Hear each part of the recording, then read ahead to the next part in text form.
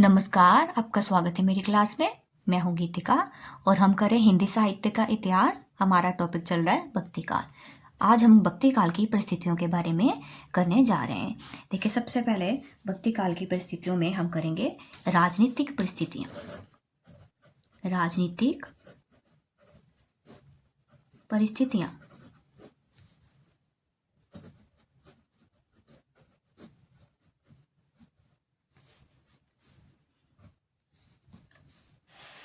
देखिए, राजनीतिक दृष्टि से भक्ति काल को दो कालखंडों में विभाजित किया गया है। ठीक है, जो प्रथम कालखंड है, प्रथम कालखंड, उसका समय माना गया है 1320 ईस्वी से 1526 ईस्वी। ठीक है, प्रथम कालखंड का समय क्या माना गया है? 1320 से 1526 ईस्वी तक। और इसमें कौन सा देखिए शासन रहा है? इसमें अंतर्गत रहा है तुगलक, सैयद और लोदी। ठीक है, इस कालखंड के अंतर्गत तुगलक, सैयद और लोदी, ठीक है, इनका शासन रहा था, इसलिए इनको अलग कर दिया। अब जो दूसरा कालखंड देखिए, इसमें तुगलक, सैयद और लोदी तीन शासन हुए। अब दूसरा कालखंड,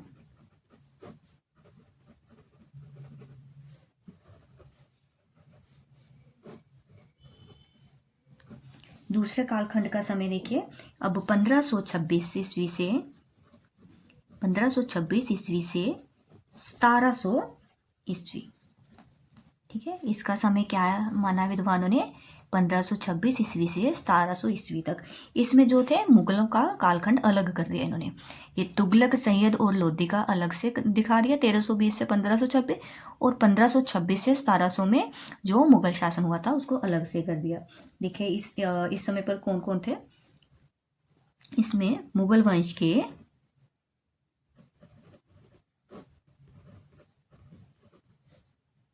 बाबर, हुमायूं, अकबर, जहांगीर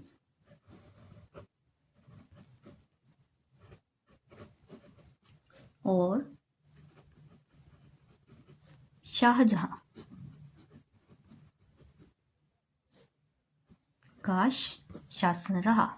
ठीक है, इस कालखंड में मुगलों का शासन रहा। कौन कौन थे वो? बाबर, हुमायूं, अकबर, जहांगीर और शाहजहां।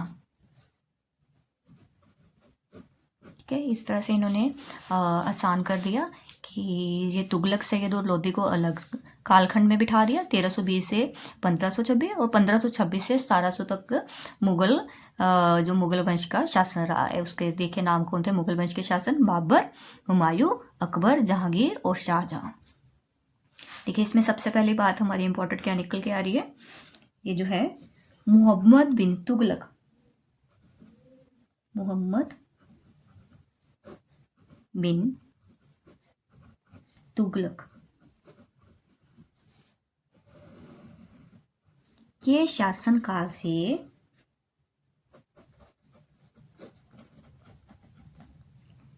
भक्ति काल का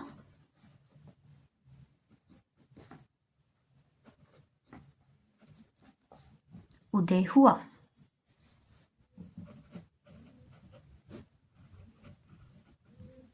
ठीक है, ये ऊपर सबसे पहले हमने बताया था ना तुगलक।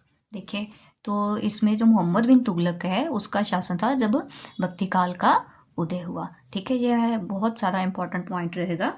क्वेश्चन आ जाता है कि भक्ति काल का उदय कौन से शासक के दौरान हुआ? तो कौन सा शासक था? मोहम्मद बिन तुगलक। अब देखिए दूसरी बात, अब मुस्लिम साम्राज्य की स्थापना हो गई, उससे क्या हुआ? हिंदुओं पर अत्याचार बढ़ गए। ठीक है, मुस्लिम साम्राज्य की स्थापना होने से हिंदुओं पर अत्याचार बढ़ गए, ये तो कॉमन सी बात ही है। ठीक है, पता होना चाहिए आपको क्या था इस टाइम पर हिंदुओं पर अत्याचार बढ़े। मंदिर वगैरह तोड़ने शुरू हो गए थे इस समय पर। ठीक है, जो हिंदुओं पर था ये लिख लिए, धार्मिक कर जजिया देना पड़ता था हिंदुओं को। ये भी लिख लीजिए साथ में। धार्मिक कर, धार्मिक कर क्या था? जजिया। धार्मिक कर जजिया देना पड़ा हिंदुओं को, ठीक है। और हिंदुओं के जो मंदिर वगैरह तोड़े जा रहे थे इस समय में।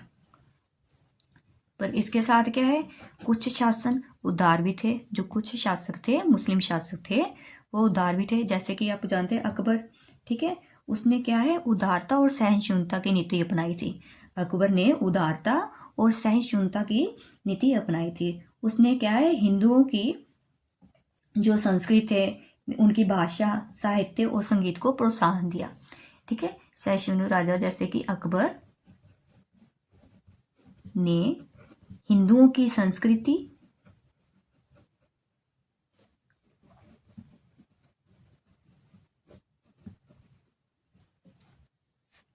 उनकी देश भाषा, साहित्य एवं संगीत को प्रोत्साहन दिया।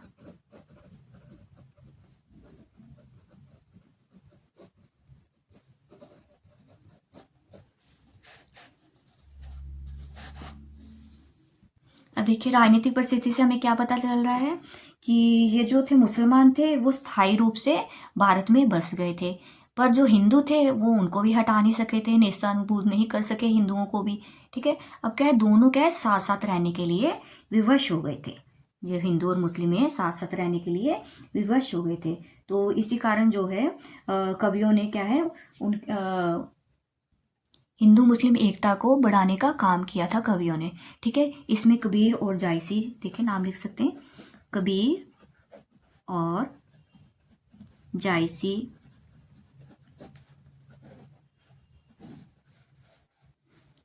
ने अपने अपने ढंग से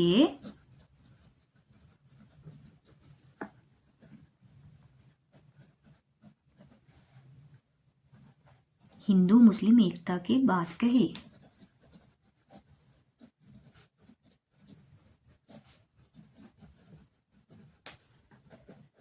देखिए, मैं आपको इसलिए बता रही हूँ कि आपको बेसिक नॉलेज होनी चाहिए। कोई भी एग्जाम देना है तो आपकी प्रेपरेशन बेस से होनी चाहिए, ठीक है। ये बातें आपके दिमाग में होनी चाहिए, सारी की सारी बेसिक। कहीं से भी क्वेश्चन एग्जामिनर घुमा के पूछ लेता होता है। अब आगे देखिए, ये राजनीतिक परिस्थितियों के इंपॉर्टेंट पॉइंट्स मैंने बता दिए हैं। आगे देखिए धार्मिक परिस्थितियां, ठीक है, धार्मिक परिस्थितियां।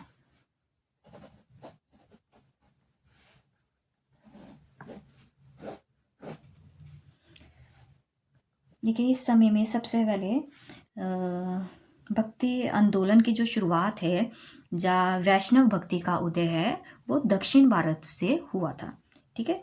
भक्ति आंदोलन की शुरुआत दक्षिण में हुई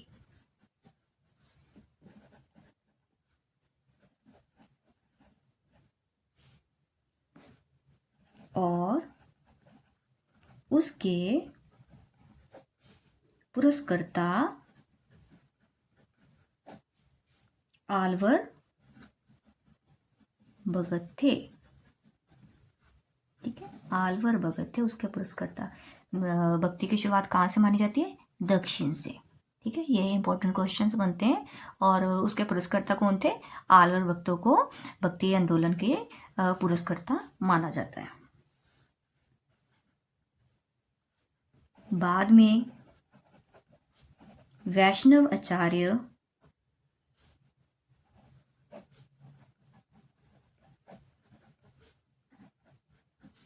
रामानुज, निम्बार्क,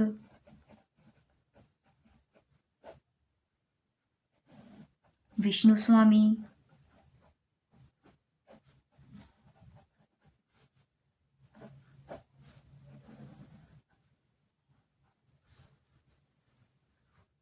ने भक्ति को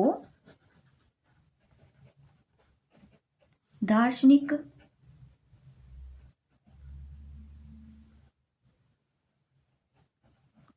आधार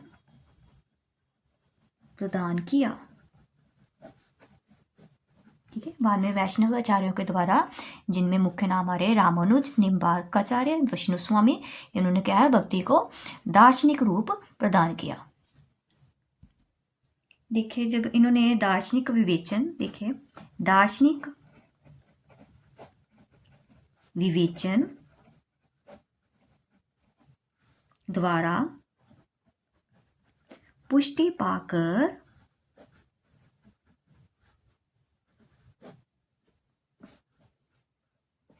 दक्षिण भारत में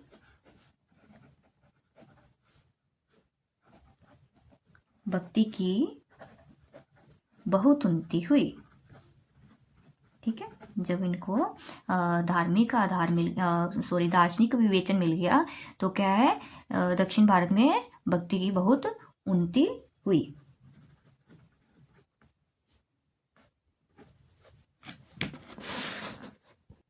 अब ये जो दक्षिण में भक्ति की लहर आई थी, देखिए दक्षिण में चली हुई भक्ति की लहर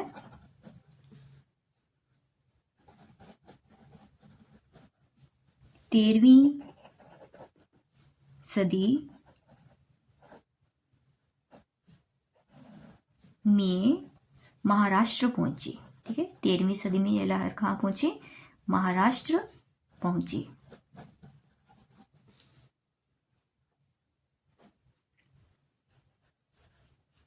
तदंतर यह उत्तर भारत पहुंची। ठीक है।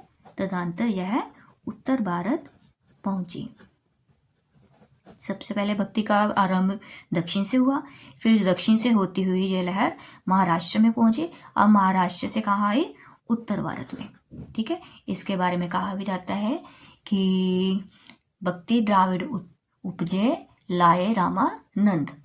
अब देखिए इसके बारे में इंपॉर्टेंट पॉइंट ये बन जाएगा कि भक्ति आंदोलन का उत्तर भारत में ये जो है, उत्तर भारत में भक्ति आंदोलन का सूत्रपात किसने किया था उत्तर भारत में, अभी अभी मैंने आपको बताया।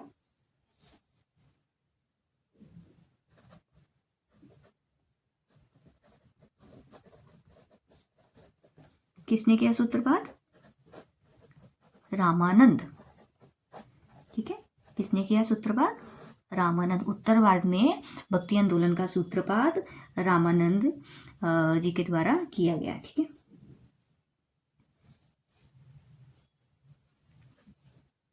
अब देखिए, ये जो भक्ति आंदोलन है ये किसी एक जगह पर तो था नहीं। ठीक है। ये धीरे धीरे क्या है, पूरे देश में फैल रहा था। दक्षिण से महाराष्ट्र, महाराष्ट्र से उत्तर भारत। अब इसको आप थोड़ा सा डिटेल में मैं आपको लिखवाने जा रही हूँ, वो इंपॉर्टेंट पॉइंट्स हो जाएंगे, उसको आप ध्यान से लिखिएगा। देखिए, अभी मैंने आपको बताया था कि दक्षिण से होते हुए ये जो भक्ति है उत्तर भारत में आई, तो इसके संबंध में आचार्य रामचंद्र शुक्ल का कथन भी महत्वपूर्ण हो जाएगा। आप वो भी साथ में ऐड कर लीजिए। क्वेश्चन में कोटेशन आ जाती कि ये किसने कही या क्या कोटेशन थी इनकी। देखिए, शुक्ल जी ने क्या कहा है, भक्ति का जो सोता दक्षिण की ओर से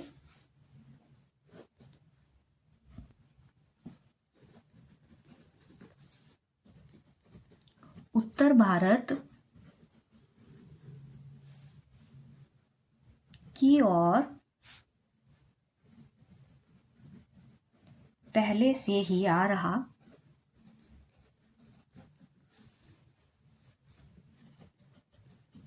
था, उसे राजनीतिक परिवर्तन के कारण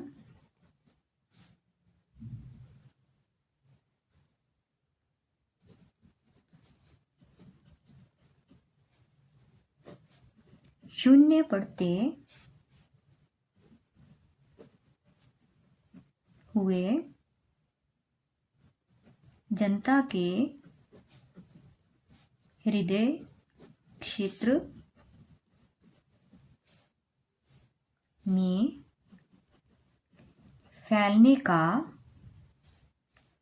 फैलने के लिए पूरा स्थान मिला।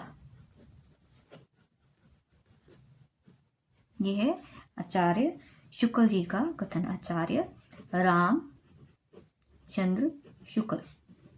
इंपॉर्टेंट हो जाएगा ये, शुक्ल जी के सभी कथन इंपॉर्टेंट ही होते हैं। देखिए, भक्ति का जो सोता है दक्षिण की ओर से उत्तर भारत की ओर पहले से ही आ रहा था, ठीक है, जो पहले से ही दक्षिण से उत्तर भारत की ओर आ रहा था, उसे राजनीतिक परिवर्तन के कारण शून्य पड़ते हुए जनता के हृदय क्षेत्र में फैलने के लिए पूरा स्थान मिला। एक और इम्पोर्टेंट कथन लिख लीजिए साथ में, ये है भक्ति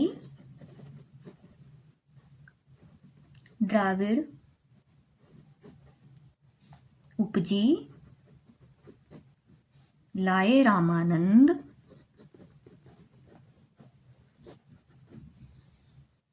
ठीक है। ये कथन किसके द्वारा कहा गया है? सत्येंद्र, ठीक है। ये कथन पूछ लेते हैं, किसके द्वारा कहा गया है?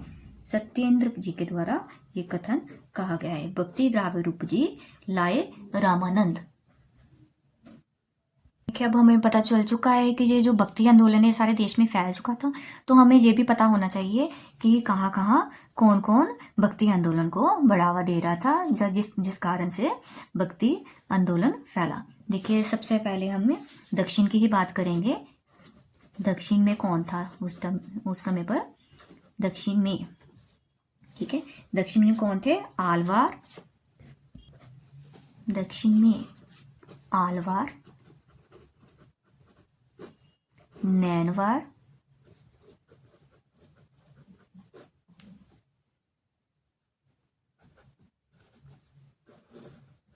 और वैष्णवाचार्य, ठीक है।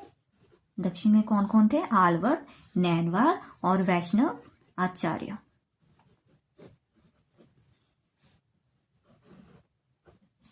ये जो आलवार हैं वो कौन थे? ये आलवार कृष्ण और राम दोनों के ही भक्त थे। कृष्ण और राम दोनों की उपासना ये करते थे। आलवारों की संख्या 12 मानी गई है, ठीक है। आलवारों की संख्या कितनी मानी गई है? 12 मानी गई है, यहाँ लिख लीजिए साइड में। ये और जो नैनवार थे वो किसके उपासक थे? भगवान शिव के। नैनवार किसके उपासक थे? भगवान शिव के। नैनवार की संख्या 63 मानी गई है, ठीक है। नैनवार की संख्या 63 मानी गई है। और देखिए महाराष्ट्र में,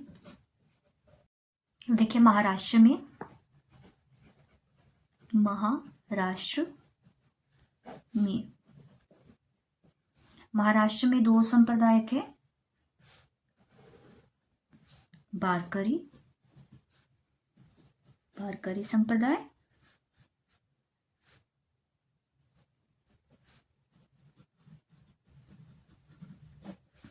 और दूसरा है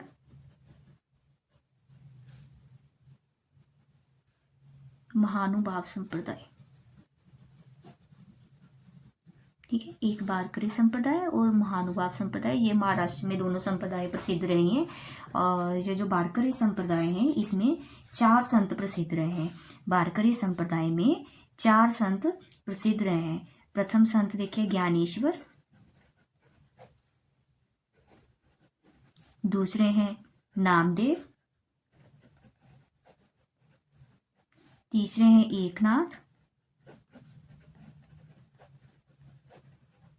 और चौथे हैं तुकाराम, ठीक है। वारकरी संप्रदाय के ये 4 संत महत्वपूर्ण रहे हैं या प्रसिद्ध रहे हैं। ज्ञानेश्वर, नामदेव, एकनाथ, तुकाराम। 4 संतों के बारे में पूछ लेते हैं, इनका नाम आपको पता होना चाहिए कि वारकरी संप्रदाय के प्रसिद्ध संत कौन कौन से हैं।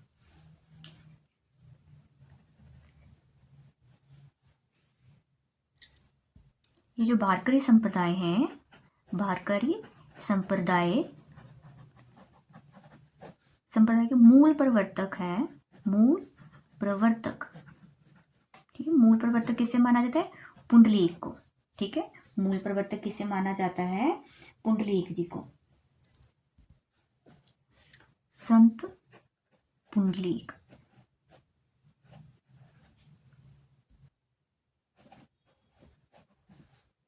ठीक है। ये है मूल प्रवर्तक।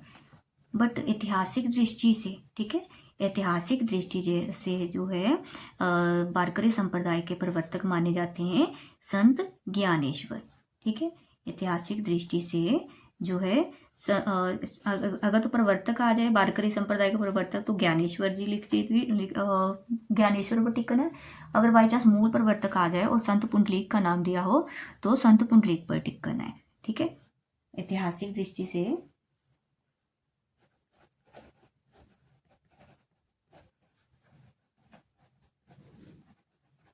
वारकरी संप्रदाय के प्रवर्तक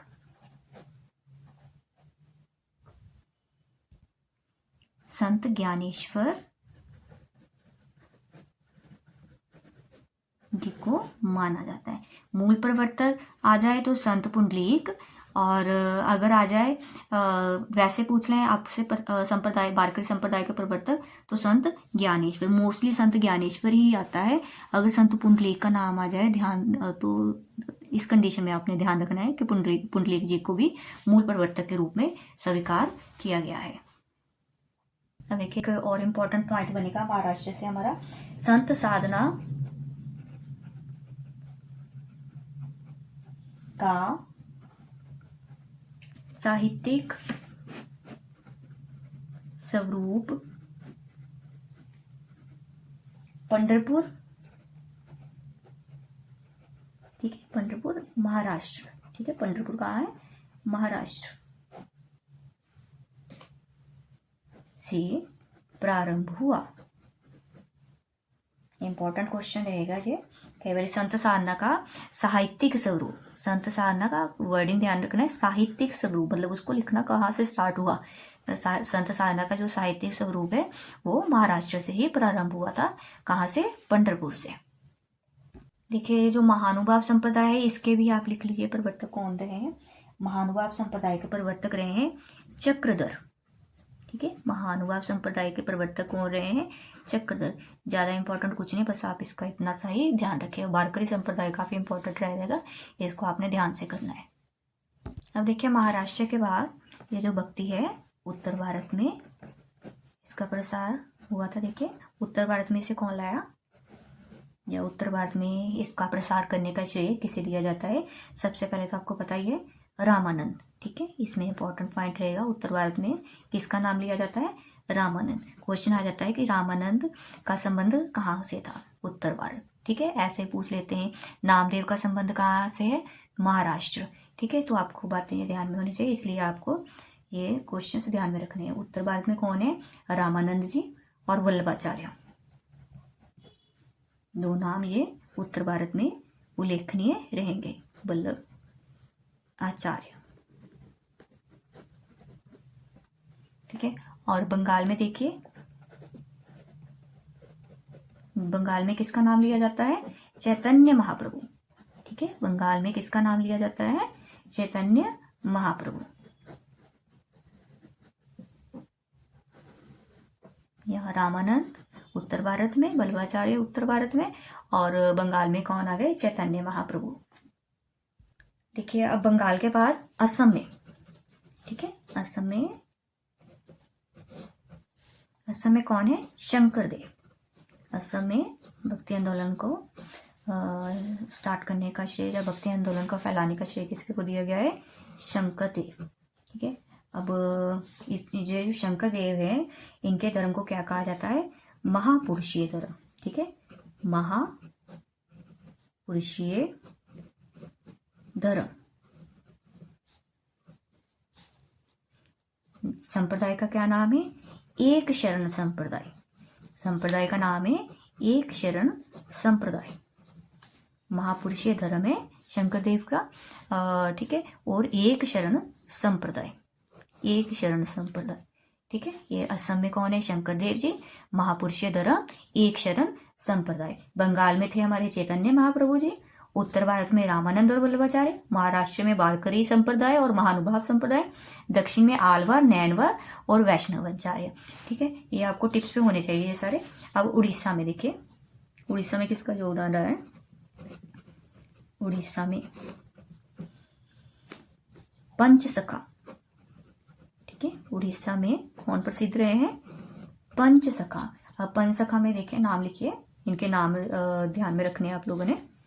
सबसे पहले हैं बलराम दास।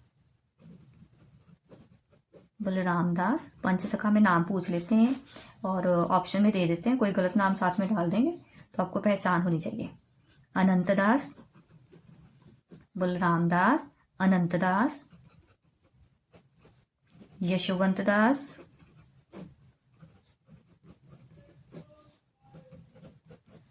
जगन्नाथ दास,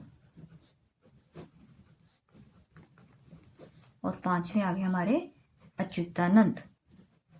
अच्युतानंद, ठीक है। ये हो गए पंचसखा, बलराम दास, अनंत दास, यशवंत दास, जगन्नाथ दास, अच्युतानंद, ठीक है। इन सब ने क्या है, भक्ति आंदोलन को, या भक्ति को पूरे भारत में फैलाने के लिए योगदान दिया है, ठीक है।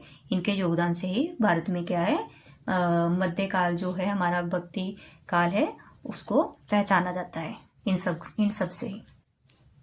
अब देखिए, मेन मैंने आपको बता दिया कि दक्षिण में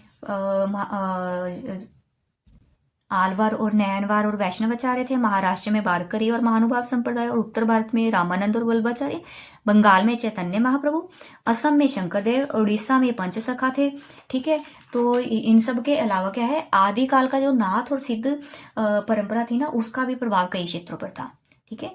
इन सब के अलावा आदिकाल की जो नाथ और सिद्ध परंपरा चली आ रही थी, उसका प्रभाव भी कई क्षेत्रों पर था, ठीक है। उससे क्या था, कर्मकांड और वर्ण व्यवस्था का विरोध जो था वो इनके द्वारा किया जा रहा था। ईश्वर को घट घट का वासी मानना, निरंकार मानना, ठीक है। ये सब क्या है, वहां से अभी तक प्रचलित था उन क्षेत्रों में, तो उसने भी भक्ति के लिए सहयोग दिया था, ठीक है।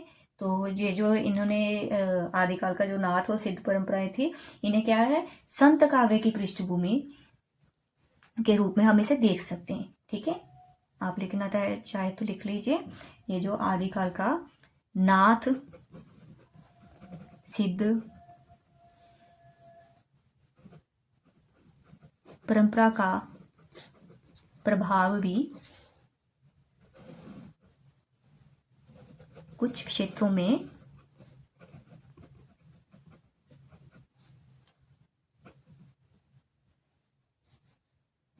था, ठीक है। इनका प्रभाव था, तो उसके प्रभाव से क्या है, संत काव्य की पृष्ठभूमि में हम इसको देख सकते हैं। इनके प्रभाव को क्या है, जिसे हम संत काव्य की पृष्ठभूमि में देख सकते हैं, ठीक है। अब ये भी हो गया, नाथ और सिद्धों का प्रभाव किस पर पड़ा था, संत काव्य पर। अब इसके बाद देखिए, अब मुसलमान भी आए थे भारत में, ठीक है। मुसलमान आए थे तो उनके साथ कौन आया था, सूफी संत। मुसलमानों के साथ कौन आया था, सूफी संत। तो ये जो सूफी संत हैं, सूफी संतों ने क्या किया था, सूफी धर्म का प्रचार किया था, ठीक है। तो इसका प्रभाव किस पर पड़ेगा, सूफी धर्म पर, ठीक है। जिन्होंने, सूफी संत आए मुसलमानों के साथ, जिन्होंने सूफी धर्म का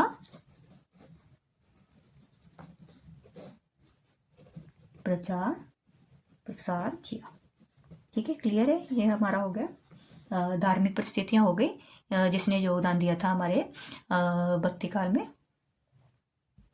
देखिए, अब हमारी है अगली सामाजिक परिस्थितियां, धार्मिक परिस्थितियां हो गई इंपॉर्टेंट पॉइंट से। तो अब देखिए, सामाजिक परिस्थितियों में जो इम्पोर्टेंट रहेगा वो मैं आपको करवा रही हूँ। सामाजिक परिस्थितियों में देखिए, अब जो भारत समाज में विशृंखलता मध्यकाल में प्रारंभ हो गई थी। मतलब क्या है, जो भारतीय समाज में एक रीति रिवाज चले आ रहे थे, तो उसको क्या लोगों ने अब मानने से इनकार कर दिया था। मध्यकाल में इस चीज का प्रारंभ हो गया था। देखिए, वर्ण आश्रम व्यवस्था थी इस काल में भी, वर्ण आश्रम व्यवस्था इस काल में भी थी,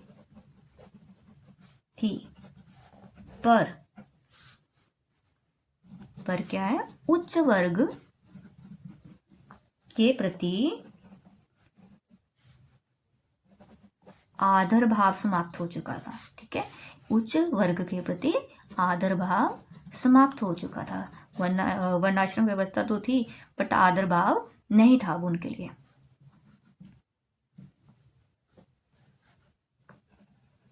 आगे देखिए, समाज में क्या है, समाज में बहुविवाह,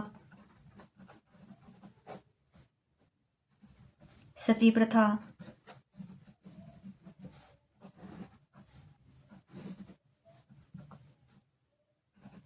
पर्दा प्रथा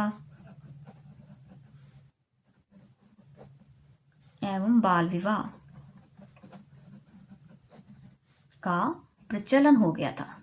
ठीक है, पर्दा प्रथा भी आ गई थी। ठीक है, पर्दा प्रथा एवं बाल विवाह का प्रचलन हो गया था।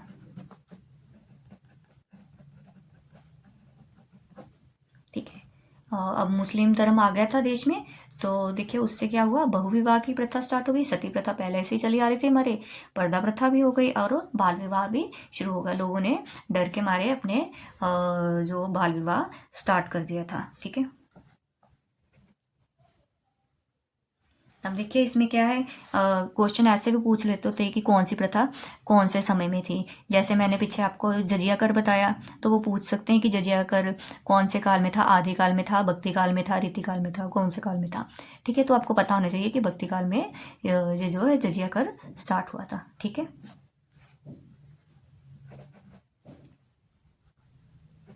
आगे देखिए, मुस्लिम अत्याचार के कारण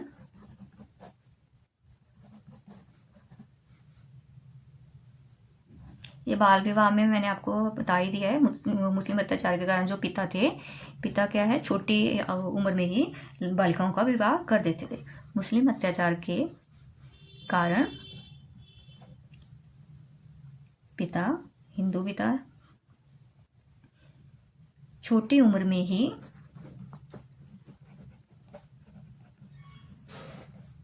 बालिकाओं का विवाह कर देते थे।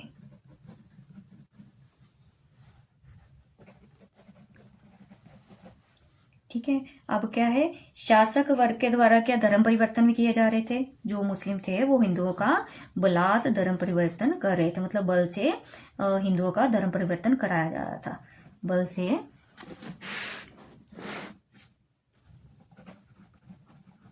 हिंदुओं का धर्म परिवर्तन करवाया जा रहा था।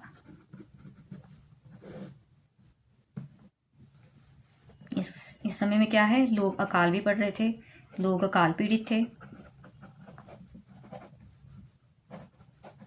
बेरोजगारी भी बढ़ी हुई थी। ठीक है, अब क्या है, समाज में क्या है, समन्वय का अभाव था। ठीक है, समाज दो वर्गों में बट गया था।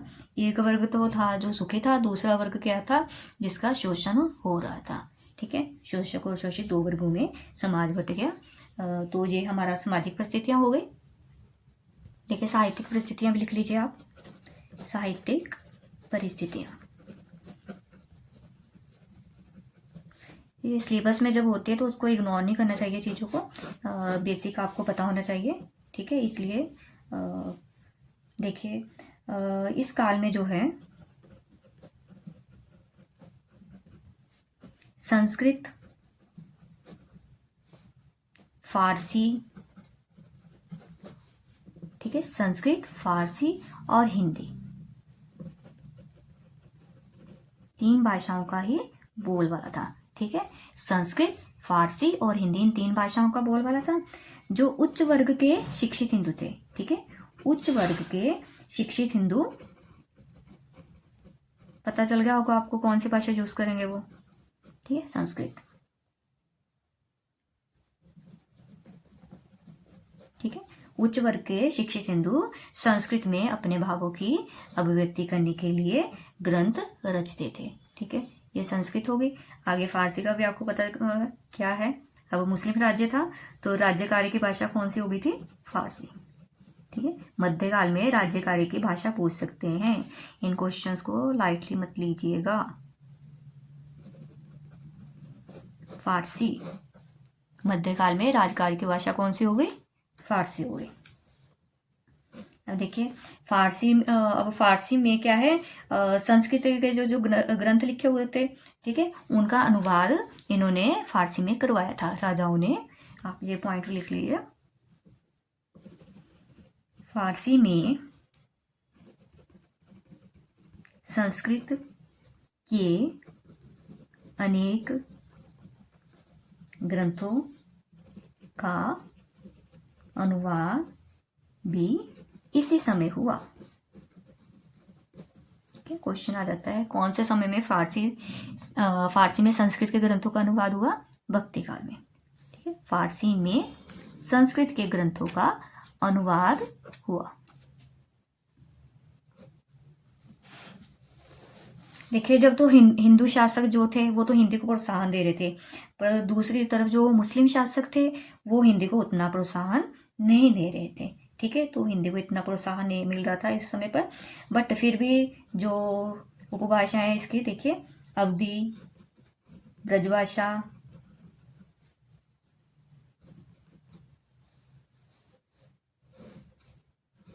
की रचनाएं इस काल में पर्याप्त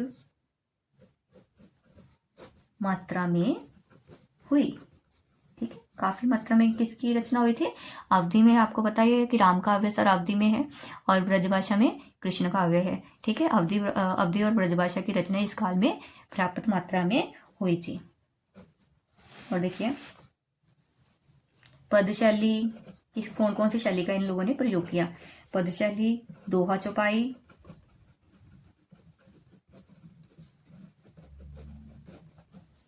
कवित्त सवैया शैली,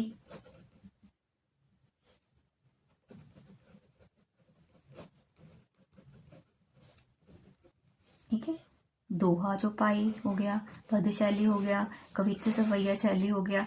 ठीक है, इस काल में रचनाएं लिखी गई।